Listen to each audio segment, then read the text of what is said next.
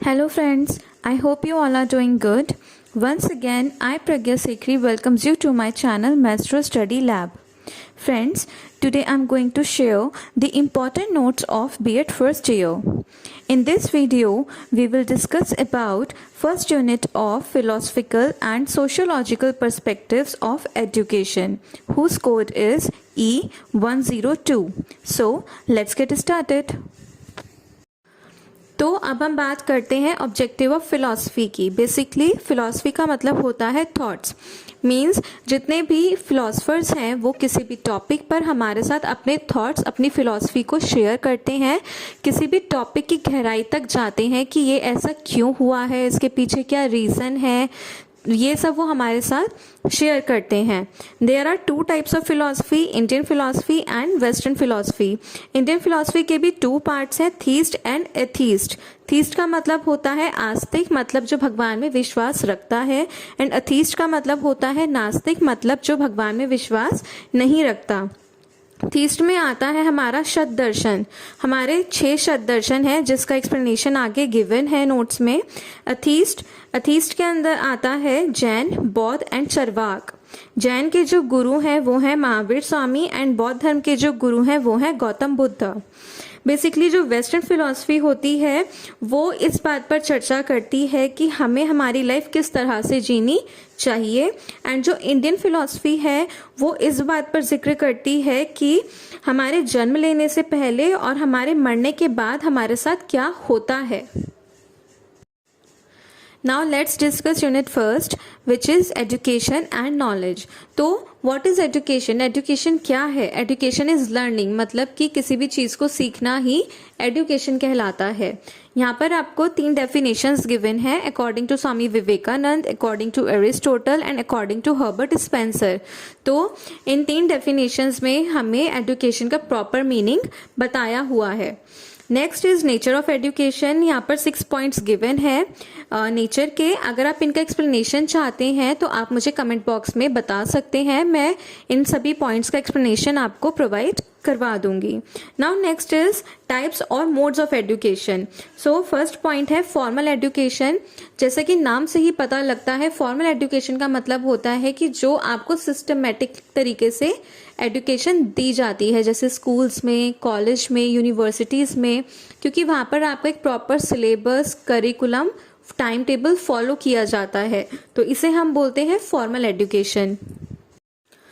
Next is informal education. Informal education का मतलब होता है कि जो आपको सिस्टमेटिक तरीके से नहीं मिलती, बल्कि आपको एक्सीडेंटली कोई भी एजुकेशन जो मिलती है उसे हम बोलते हैं इनफॉर्मल एजुकेशन। मतलब उसके लिए आपको स्कूल, कॉलेज या यूनिवर्सिटी में जाने की कोई नीड नहीं है, आपको कोई भी करिकुलम या फिर आपको कोई भी सिलेबस फॉलो नहीं करना होता, उसे हम बोलते हैं इनफॉर्मल एजुकेशन।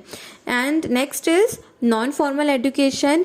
जो formal education and informal education दोनों को ही फॉलो ना करे उसे हम बोलते हैं non formal education.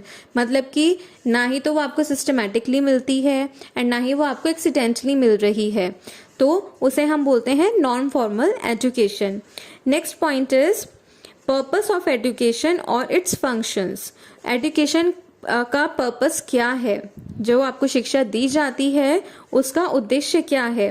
General purpose, of course general purpose like कि किसी भी बच्चे को एजुकेशन देना ही जनरल पर्पस है कि हमें हर बच्चे को पढ़ाना चाहिए, तो ये एजुकेशन का जनरल पर्पस है।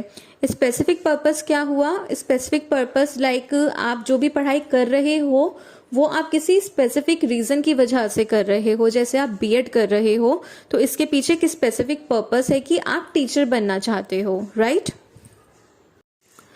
अब हम बात करते हैं इंडिविजुअल डेवलपमेंट और ऑब्जेक्टिव की। मतलब एजुकेशन हमारी किस तरह से मदद करता है हमें खुद को डेवलप करने में।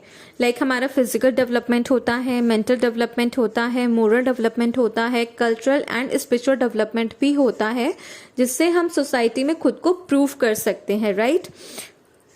सो यहाँ पर आपको कुछ पॉइंट्स दिए गए हैं इंडिविजुअल डेवलपमेंट के, like development of innate powers. Innate powers का मतलब होता है कि अपनी आंतरिक शक्तियों को बाहर निकालना।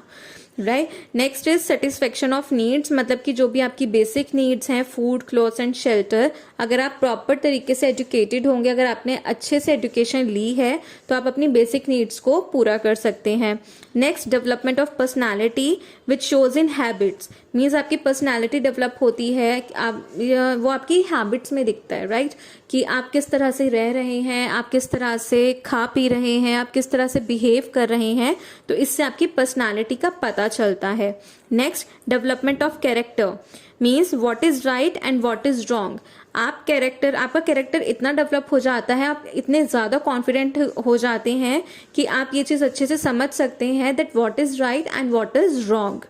नेक्स्ट, प्रिपरेशन ऑफ लाइफ, इसका मतलब है whatever we learn just helps in preparing the life. Preparation of life का मतलब होता है कि आप जो भी एजुकेशन ले रहे हो, आप जो भी सीख रहे हो, उससे आपकी मदद हो रही है आपकी लाइफ को प्रिपेयर करने में। इन बिल्डिंग फ्यूचर, आपका जो फ्यूचर है आप वो बिल्ड कर रहे हो। नेक्स्ट, एडजस्टमेंट विद एनवायरमेंट, मतलब accept the environment as it is, like if we are happy but people around us are not happy, then we should understand that environment and behave accordingly, right? Adjustment with environment का मतलब होता है कि suppose आपके आसपास के लोग दुखी हैं बट आप खुश हो, बट आप समझ रहे हो कि माहौल ऐसा नहीं है कि मैं खुश रहूं, तो आप उस माहौल को एक्सेप्ट कर लेते हो और खुद को उसके अकॉर्डिंग आप ढाल लेते हो। And next is practical knowledge of work, like we learn things or activities when we perform it practically, like micro and macro teaching। practical knowledge का मतलब होता है जब हम education लेते हैं तो हम किसी भी चीज को सीखने के लिए जब तक हम उसको लाइव नहीं करते हमें वो चीज इजीली समझ में नहीं आती। जैसे आप बीएड में माइक्रो एंड मैक्रो टीचिंग करते हो तो वो आपका प्रैक्टिकल नॉलेज है, जिससे क्या होता है कि आपकी जो ट्रेनिंग टीचिंग है वो और भी ज्यादा आपकी टीचिंग को इम्प्रूव करती है, आप उसको प्रैक्टिकली अच्छे से परफॉर्म कर पाते हो। Now next topic is objective of social transformation, means हमारा सोसाइटी के अकॉर्डिंग किस तरह से हमारे अंदर चेंजेस आते हैं। Socialisation, how to adjust in society और अंडरस्टैंडिंग ईच अदर। सोशलाइजेशन का मतलब होता है कि हम सोसाइटी में किस तरह से एडजस्ट कर सकते हैं और एक दूसरे को कैसे समझ सकते हैं। Social control, like follow the rules of the society, live with in limits. जब आप सोसाइटी में रहते हो तो आपको कुछ लिमिट्स में रहना होता है, उनके अकॉर्डिंग ही आप सोसाइटी में रह सकते हो, तो मतलब कि सोसाइटी के अकॉर्डिंग खुद को कंट्रोल में रखना। Social change, like changes in the rules of the society for progress.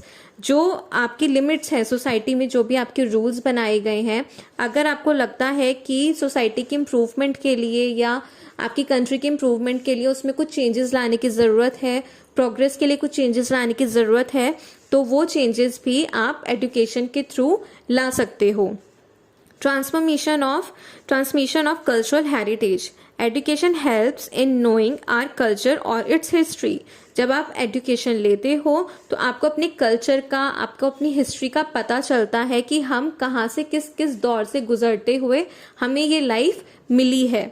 Acquisition of skills, आपकी स्किल्स इंप्रूव होती हैं, आप नई नई स्किल्स एक्वायर करते हो। Acquisition of human values, education teaches us to behave positively helping others. Human values like सत्यम, शिवम एंड सुंदरम, एजुकेशन हमें सिखाती है कि हमें किस तरह से पॉजिटिवली बिहेव करना चाहिए, किस तरह से दूसरों की मदद करनी चाहिए। और जो हमारे ह्यूमन वैल्यूज हैं सत्यम, शिवम एंड सुंदरम, वो भी हमें एजुकेशन से ही पता चलता है। National development, like formal education helps इन नेशनल डेवलपमेंट। जब आप फॉर्मल एजुकेशन लेते हो, मतलब जब आप सिस्टमेटिकली आपको एजुकेशन मिलती है स्कूल्स, कॉलेजेस या फिर यूनिवर्सिटीज़ में, जब आप जाकर एजुकेशन लेते हो तो आपका नेशनल डेवलपमेंट होता है। इंडिविजुअल, यहाँ पर देखिए नीचे एक प्रोसेस गिवन है। इंडिविजुअल डेवलपमेंट से आपका सोशल डेवलपमेंट होता है, सोशल डेवलपमेंट होगा तो नेशनल डेवलपमेंट होगा, एंड नेशनल डेवलपमेंट होगा तो ग्लोबलाइजेशन भी डेवलप होगा।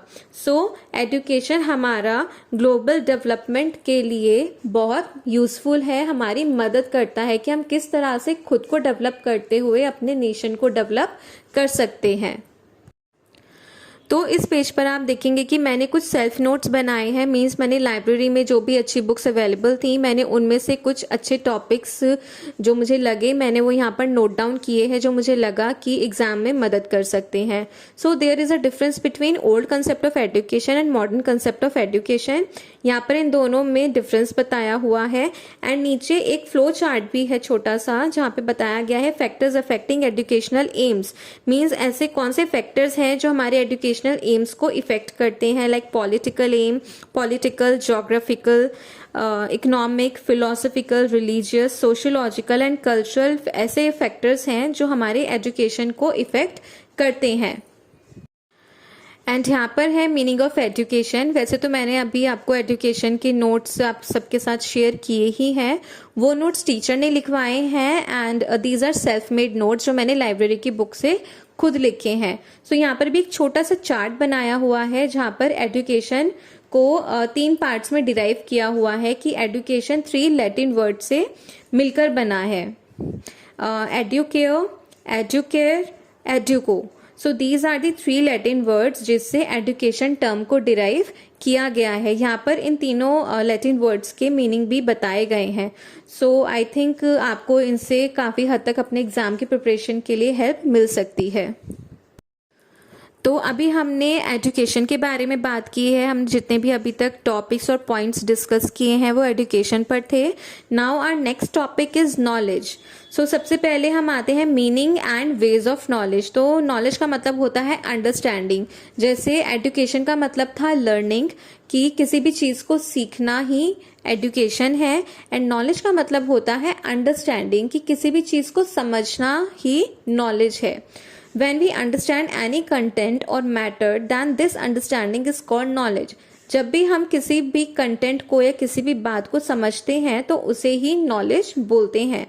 According to Indian philosophy, self-realization of reality is called knowledge. Means हम कहाँ से आए हैं, क्यों आए हैं, हमारा निर्माण कैसे हुआ. According to Western philosophy, this physical world is called knowledge. एक मनुष्य जो पैदा हुआ है उसका विकास कैसे करना है. तो ये Indian philosophy and western philosophy में डिफरेंस बताया है कि दोनों ही नॉलेज को किस तरह से डिफाइन करते हैं. Now there are 5 ways of knowledge: eyes, ears, nose, tongue and skin. इनका एक्सप्लेनेशन मैंने यहाँ पर लिखा नहीं है, बट अगर आप चाहते हैं तो आप मुझे कमेंट बॉक्स में बता सकते हैं. मैं इनका एक्सप्लेनेशन भी आपको प्रोवाइड करवा दूंगी. Now our next topic is methods of knowledge. According to Indian philosophy, there are 3 methods of knowledge: Shravan, Manan and निधिध्यासन. श्रवण का मतलब होता है listen to teachers knowledge. Means जो भी टीचर आपको सिखा रही हैं उन्हें ध्यान से सुनना. मनन का मतलब होता है सिंथेसिस और एनालाइज और आर्ग्यूमेंट टू टीचर्स. मतलब कि उस टॉपिक को जो भी टीचर आपको समझा रही हैं उनसे क्वेरी करना या उनके साथ उस टॉपिक को प्रॉपर डिस्कस करना. निधिध्यासन का मतलब होता है डेली प्रैक्टिस. मीन्स नित्य प्लस ध्यान प्लस आसन, इसे बोलते हैं निधिध्यासन. Okay, there are 6 darshan according to Indian philosophy. Indian philosophy के अकॉर्डिंग 6 दर्शन होते हैं. एंड अकॉर्डिंग टू आदि शंकराचार्य, उन्होंने भी हमें 6 जो पॉइंट्स हैं वो बताए हैं कि जो कि एक दूसरे से कनेक्ट करते हैं, like sense organs, mind, intellect, ego, चित्त एंड सोल. ये सभी एक दूसरे से कनेक्ट करते हैं. According to western philosophy, according to Socrates, knowledge is power. According to Aristotle, knowledge is virtue. And according to sophist, knowledge is progress. Now come to the point: forms of knowledge. Local knowledge means limited knowledge. Universal knowledge means unlimited knowledge. Concrete knowledge means related to facts. Abstract knowledge means below the facts or hidden facts which has to be find out, like poems, abstract painting, etc. Theoretical knowledge means learned through the experience of others. Practical knowledge means learned through the experience of self. Textual knowledge means learned through reading.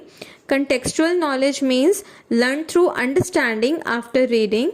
School knowledge and out of school knowledge. So these are the forms of knowledge. So इस तरह से यहाँ पर हमारे unit first के notes खत्म होते हैं। फ्रेंड्स, मैंने आपके साथ बहुत इंपॉर्टेंट नोट्स ही शेयर किए हैं यूनिट फर्स्ट के, जो कि हमें टीचर्स ने लिखवाए थे। अगर आपको लगता है कि इस यूनिट से रिलेटेड कोई टॉपिक रह गया है या आपको कुछ समझ में नहीं आया है, तो आप मुझे कमेंट बॉक्स में बता सकते हैं। मैं आपको उसका एक्सप्लेनेशन आप सभी के साथ शेयर कर दूंगी। If you find this video helpful, then please do like, comment, share and subscribe my channel. Thank you so much.